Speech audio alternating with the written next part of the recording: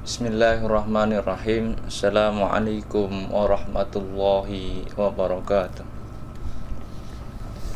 Alhamdulillahirabbil alamin. Wassalatu wassalamu ala sayyidina Muhammadin wa ala alihi wa ashabihi ajma'in, amma ba'du. Bapak-bapak, ibu-ibu, sahabat-sahabat, rekan-rekan yang berbahagia, alhamdulillah pada kesempatan kali ini kita bisa melanjutkan kembali kajian kita tentang kitab Ihya Ulumuddin karangan Imam Al-Ghazali. Pada kesempatan yang lalu kita sudah bahas beberapa hal yang mengalami perubahan makna daripada makna awal atau makna-makna di zaman kurun-kurun pertama di dalam kurun sahabat atau awal-awal hadirnya Islam. Pada kesempatan yang lalu kita sudah bahas beberapa istilah. Kemudian kita juga sudah membahas tentang perubahan makna tauhid kepada makna yang lebih sempit daripada yang ada. Pada kesempatan kali ini kita melanjutkan bahwa tauhid adalah sesuatu mutiara yang sangat bernilai, yang mana menurut Al-Ghazali dikatakan wa tauhid jauharun nafis walahu qashron. Tauhid adalah sebuah mutiara yang bernilai, yang mana bagi tauhid itu ada dua kulit, dua qashron atau dua kulit. Ahaduma ab'adu anil lub minal akhar. Jadi kulitnya ada dua lapis. Yang satu adalah lapis luar dan satu adalah lapis dalam. Dalam bahasanya Al-Ghazali mengatakan salah satunya adalah lebih jauh daripada isi daripada sesuatu itu. Kalau kita gambarkan mungkin semacam kelapa. Kalau tauhid itu adalah sebuah kelapa yang utuh, maka ada dua kulit. Yang pertama kulit luar dan kemudian kulit yang dalam. Kulit yang dalam mungkin yang lebih keras bentuknya daripada kelapa itu, kalau kita mungkin gambarkan dengan kelapa.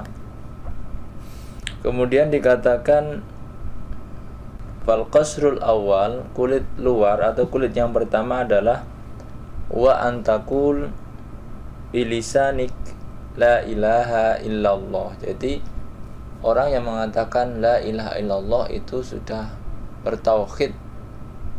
Namun menurut Al-Ghazali itu baru kulit luarnya dari tauhid.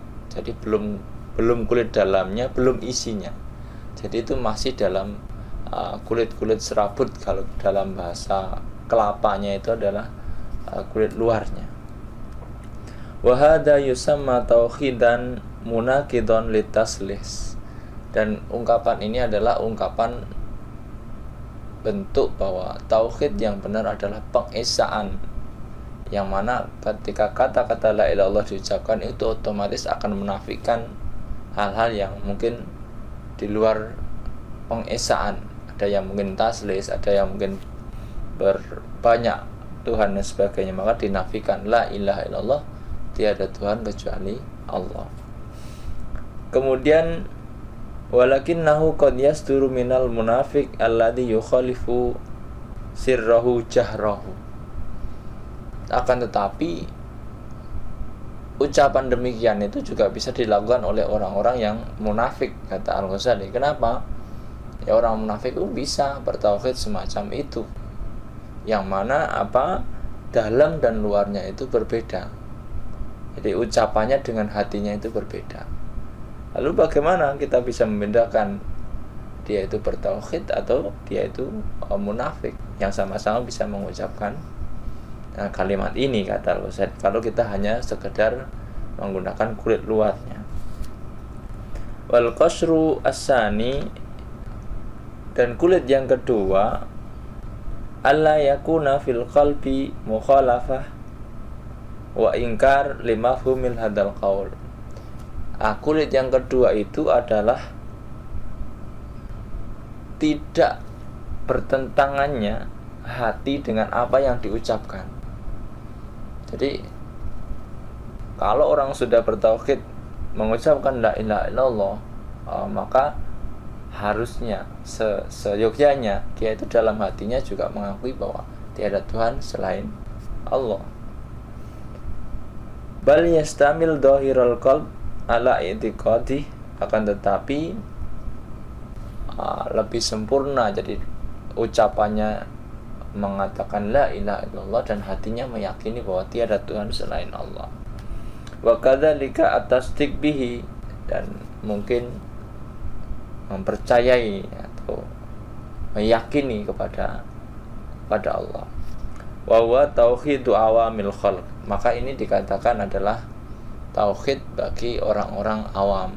Jadi tauhid bagi orang-orang awam itu apa? Ya dia ucapannya mengatakan la ilaha illallah dan hatinya mengimani Allah dan mengakui tidak ada Tuhan selain Allah. Jadi ucapan dan hatinya itu sama.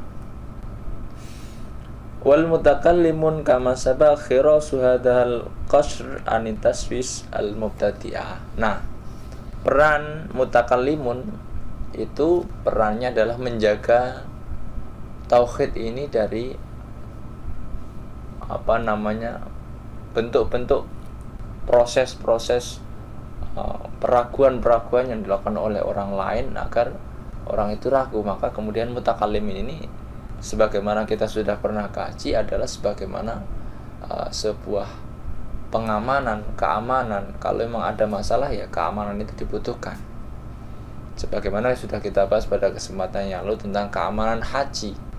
Kalau memang kondisinya tidak aman, maka pengawalan itu dibutuhkan. Termasuk di sini, kalau tauhid tidak aman, maka harus ada pengawalan dari kaum mutakallimin ini. Maka orang-orang yang ahli kalam biasanya itu akan menggunakan kemampuannya untuk membentengi akidah atau tauhidnya orang-orang dari bentuk-bentuk penyerangan yang dilakukan oleh kaum-kaum mubtadi'ah, kata Al-Ghazali. Wasalis wa al-lubab. Jadi yang ketiga adalah isi. Jadi tauhid itu terbagi 3. Kulitnya ada 2, isinya ada 1. Maka dikatakan tadi pertama adalah kulit luar, kemudian kulit dalam, dan kemudian isi. Ayyara al-umur kullaha minallahi ta'ala ru'yatan taqatta iltifatah anil wasaid. Tinggal maksudnya Al-Ghazali itu tauhidnya seseorang itu bisa menjadi 3 bagian. Ada di bagian kulit luar, ada di bagian kulit dalam, dan ada di dalam isi.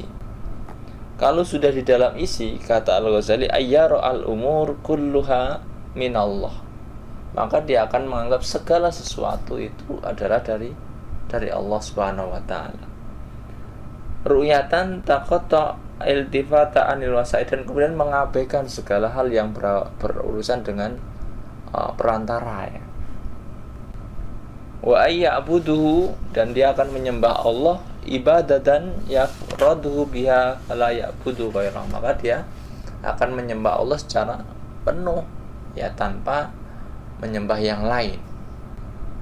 Kadang-kadang orang itu, kalau kita contohkan, adalah bagaimana yang dimaksud tauhidnya secara penuh. Tauhid secara penuh, secara isi, menurut Al-Ghazali adalah memandang segala hal yang terjadi itu adalah ketentuan Allah dan atas izin Allah dan diketahui Allah. Jadi nggak menyalahkan. Contoh misalnya seseorang habis makan cabai atau makan apalah gitu, tiba-tiba dia sakit. Kalau orang sudah tauhidnya tauhid di dalam inti tauhid, di dalam isi, maka dia tidak akan menyalahkan apa yang dia makan dan siapa yang menyuguhkan. Tidak, ya sakit itu dari Allah, itu saja, tanpa menyalahkan kemudian wasaid penyebab dan hal-hal yang berhubungan sebelumnya. Wa yakhruju an hadat tauhid ittiba'ul hawa, dan ini yang keluar dari tauhid ini dikatakan adalah ittiba' hawa, mengikuti hawa nafsu. Fakullu muttabi'i hawahu faqad ittakhadha hawahu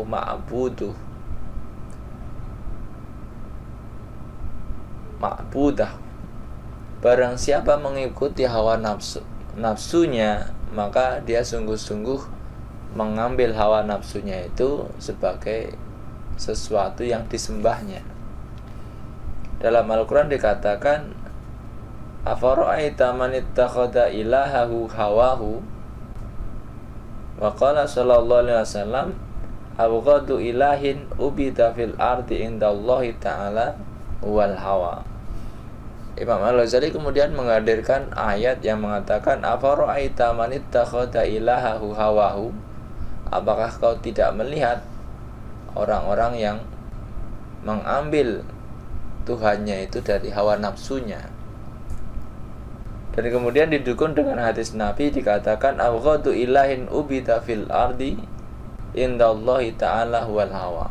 Hadis ini dikatakan diriwayatkan oleh At-Tabarani dari hadis Abi Umamah bi isnad dhaif, dengan isnad yang dhaif, isnadnya dhaif. Akan tetapi ini bisa kita maknai bahwa orang yang mengambil hawa nafsunya itu sebagai Tuhannya, maka dia itu tidak bertauhid. Wa ala tahqiq man ta'ammala arafa anna abidas sonami laisa ya'budus sonam wa innama ya'budu hawa. Dalam arti mudahnya bisa dipahami bahwa barang siapa mau berpikir, maka dia akan tahu bahwa sebenarnya orang-orang yang menyembah berhala itu adalah tidak menyembah berhalanya, tidak menyembah si batunya, akan tetapi dia itu menyembah hawa nafsunya. Bagaimana bisa demikian? Idnafsahu ma'ilatun ila dini abai. Karena apa? Nafsunya ini ingin mengikuti agama-agama nenek moyangnya. Fayattabi'u dzalikal mail, dan kemudian diikutilah keinginan-keinginan itu. Wa mailun nafsi ilal ma'lufat ahadul ma'ani alladhi yu'abbir anha bil hawa. Dan kecondongan nafsu kepada kebiasaan-kebiasaan adalah salah satu bentuk pemaknaan yang mana digambarkan daripada hawa nafsu. Jadi hawa nafsu, orang yang mengikuti hawa nafsu itu kan mengikuti kebiasaan-kebiasaan yang sudah terjadi meskipun itu tidak sesuai dengan syariah. Wa yahruju min hadat tauhid, dan keluar pula daripada tauhid adalah at-tasakhut anil khalqi wal iltifat ilaihim. Marah-marah kepada makhluk dan kemudian membuang muka kepada makhluk, itu juga keluar dari tauhid. Nah, dari inti tauhid tadi. Jadi kalau orang sudah bertauhid, ya harusnya dia itu sudah tidak marah-marah lagi kepada orang lain. Kenapa? Karena ya dia akan tahu bahwa semuanya itu dari Allah. Contoh misalnya kita mengalami suatu hal yang tidak enak, maka kadang kita itu akan menyalahkan sebab yang dekat dengan kita, orang sekitar kita, atau mungkin atasan kita dan sebagainya. Akan tetapi kalau orang sudah bertauhid, yang sudah masuk di inti tauhidnya, maka dia tidak akan memandang demikian. Akan tetapi pandangannya malah ke arah bahwa itulah pilihan Allah untuk dia, tanpa menyalahkan si A, si B dan sebagainya. Meskipun ya itu bisa diambil pelajaran, akan tetapi tidak menyalahkan, ya itu sudah kehendak Allah. Kemudian dikatakan fa inna man yara al-kul minallahi azza wajal kaifa yatasakhat an ala ghairihi. Dikatakan bahwa kalau saja fa inna man, sesungguhnya orang yang melihat seluruh sesuatu itu dari Allah, Lalu bagaimana dia bisa marah kepada selainnya atau kepada orang lain? Lalu semuanya itu dari Allah, masa orang mau marah-marah? Ini bentuk tauhid yang tingkat isi, tingkat inti ya. Kalau masih di kulit luarnya ya tauhidnya masih suka marah-marah. Jadi kalau ada sesuatu terjadi, kita marah pada sebab yang dekat. Contoh, barangkali kita sering mendengar misalkan kita kehujanan, ya barangkali sebagian kita ada yang marah-marah sama hujan, memaki-maki hujan. Atau barangkali kita kejatuhan air dari gedung yang tinggi. Kadang-kadang kita juga memaki-maki orang yang di atasnya dan sebagainya. Itu kalau tauhidnya masih tingkatan di kulit, baik di kulit luar maupun kulit dalam. Akan tapi kalau sudah masuk ini tauhid, maka semuanya itu akan lebur dan akan mengalami ketenangan ya. Dalam arti ya tidak akan marah dan tidak. Untuk apa dia marah? Karena kemarahan pun tidak akan merubah sesuatu yang sudah terjadi. Atau mungkin tingkatan-tingkatan ini kalau orang sudah sabar, itulah mungkin orang yang tauhidnya tingkat tinggi. Kenapa demikian? Orang sabar itu ya tidak marah-marah, tetapi kemudian dia tetap menganggap bahwa semuanya itu terjadi atas izin Allah, atau dalam bahasa mudahnya, sabar nggak sabar, yang terjadi ya tetap ketentuan Allah. Bapak-bapak, ibu-ibu, saudara-saudara sekalian yang berbahagia, kemudian dikatakan dikatakan falaqad kana at-tauhid ibaratun an hadzal maqam wa huwa maqamus siddiqin. Maka pada awalnya adalah tauhid itu adalah ibarat dari kedudukan seperti ini, kedudukan yang mana kalau orang sudah bertauhid itu, maka kemudian otomatis dia sabar. Karena apa? Ya semuanya dari Allah, tidak ada rasa takut dan sebagainya, itu karena apa? Tauhidnya sudah tinggi. Wa huwa maqamus siddiqin, maka itulah maqam orang-orang siddiqin. Fangdur ila madza hawala wa bi ayyin qashra qana minhu, maka lihatlah ila madza haula, kemampuan apa, wa bi ayyi qashrin qana minhu, dan dari kulit yang mana kita menerima itu.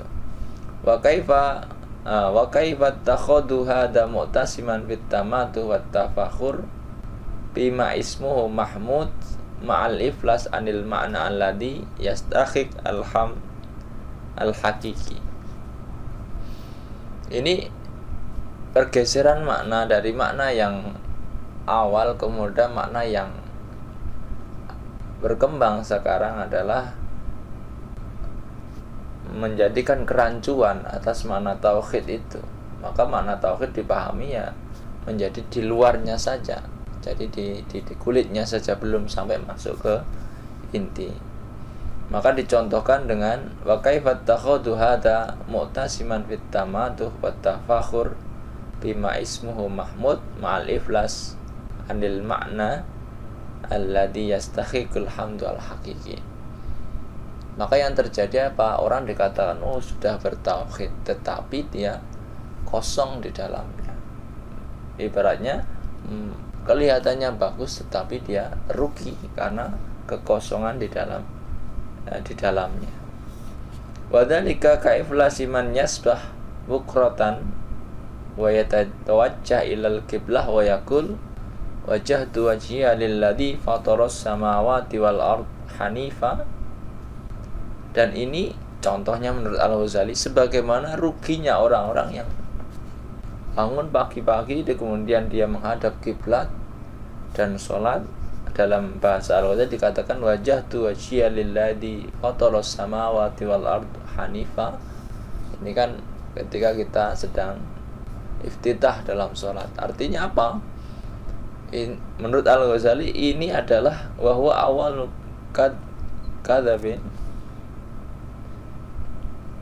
bi fatihillah bihi kulla yaum illam yakun wasyu qalbihi mutawajjihan illallahi ta'ala alal khusus. Kata Al-Ghazali, ini adalah bentuk-bentuk penipuan terhadap Allah ya, setiap hari dilakukan oleh orang-orang. Bagaimana orang-orang mengatakan bahwa ini wajhatu wajhiya lillah, saya menghadap kepada Allah dan sebagainya. Fa innahu in arada bil wajhi wajhad dhahir fama wajhahu ila ilal qiblah.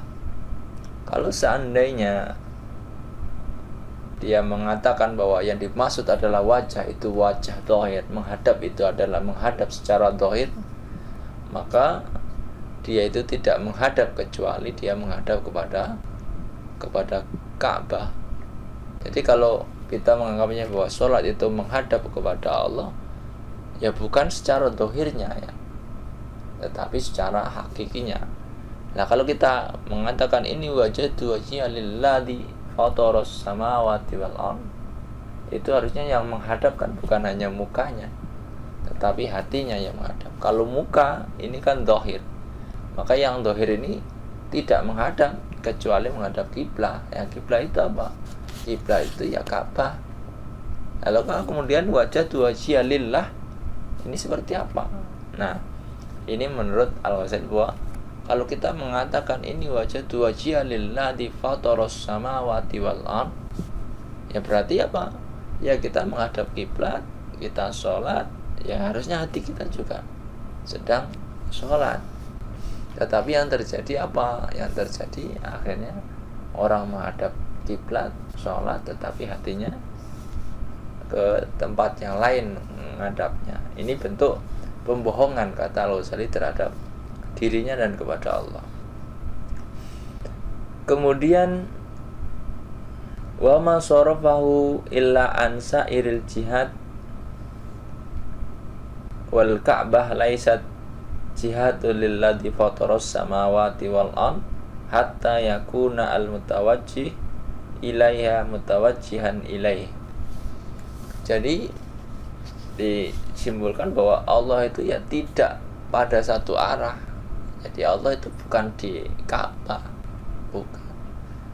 Ka'bah itu hanya kiblat kita dalam sholat. Tetapi kalau kita wajhatu wajhiya lillazi fataras samawati wal ard, ya kita harus menghadap secara penuh seperti itu.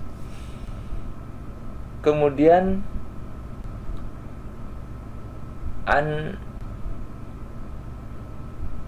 antakhidahul jihad wal aqtar wa in arada bihi wajhal qalb wa huwa al matlub al muta'abbad bihi fa kaifa yasduq bi qawlihi wa qalbuhu mutaraddid fi autarihi wa hajatihi ad-dunyawiyah. Maka kemudian bagaimana bisa dibenarkan atas ucapannya ini wajhatu wajhiya lillazi fataras samawati wal ard, akan tetapi hatinya itu gundah kalau memikirkan sesuatu hal-hal tentang kebutuhan duniawinya. Wa mutasarrif fi talabil khil fi jamil amwal wal jah wal istiksar al asbab.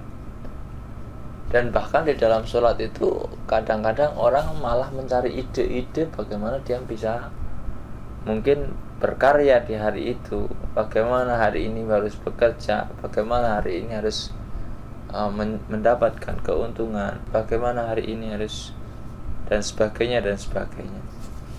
Wa mutawajjah bil kulliyah ilaiha, dan bahkan hatinya itu sudah habis kepada duniawinya secara total.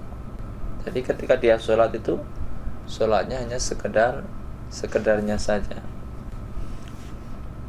Famata wajhaha wajhahu lilladzi fataras samawati wal ard, kata Al-Ghazali. Lalu kapan dia itu menghadapkan dirinya kepada zat yang fataras samawati wal ard? Wa hadhihi al-kalimah khabarun an haqiqatit tauhid wal muwahhid walladzi la yara ilal wahid wala yuwajjah wajhahu ilai. Maka orang yang bertauhid itu harusnya gitu adalah tidak melihat kecuali kepada yang satu. Wala yuwajjah wajhahu ilai, dan tidak menghadapkan wajahnya kecuali kepada yang satu itu. Wa huwa imtisalu qoulihi ta'ala qulillahu summa darhum fi khawdihim yal'abun. Katakanlah Allah dan biarkanlah mereka di dalam permainan mereka. Walaisal murad bihi alqaul bil lisan fa inna ma'al lisan tarjaman yasduq maratan wa yaktub ukhra.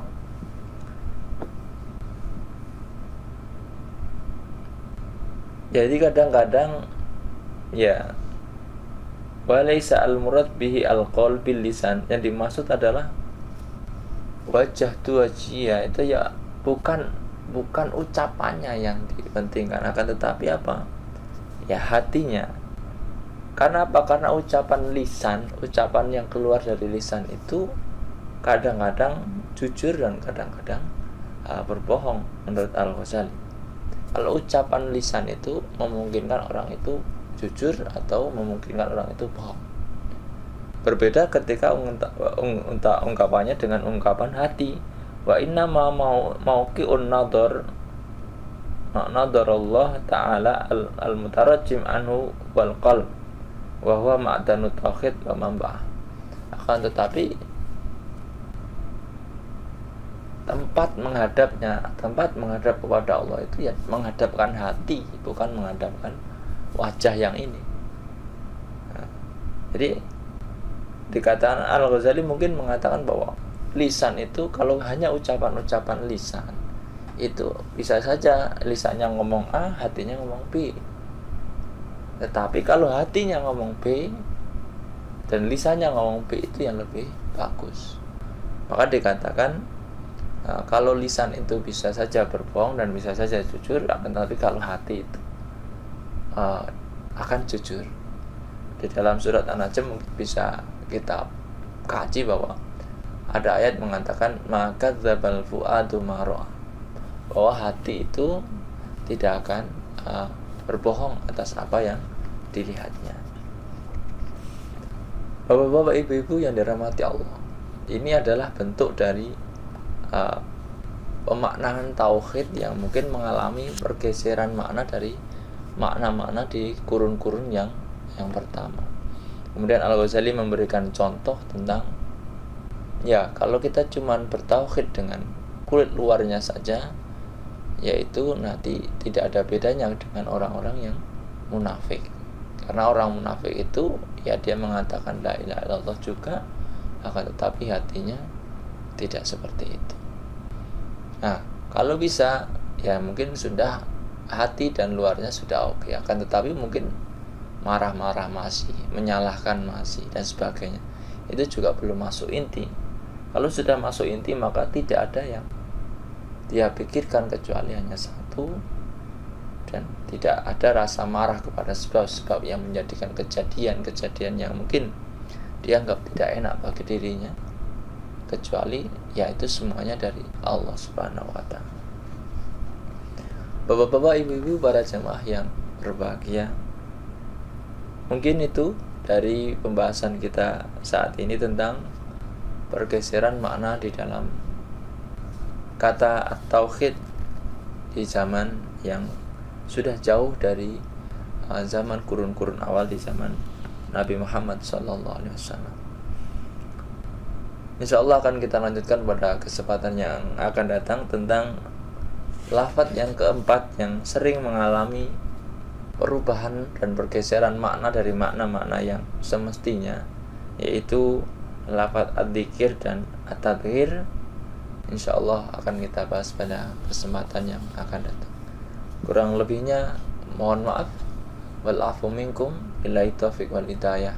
Wassalamualaikum warahmatullahi wabarakatuh.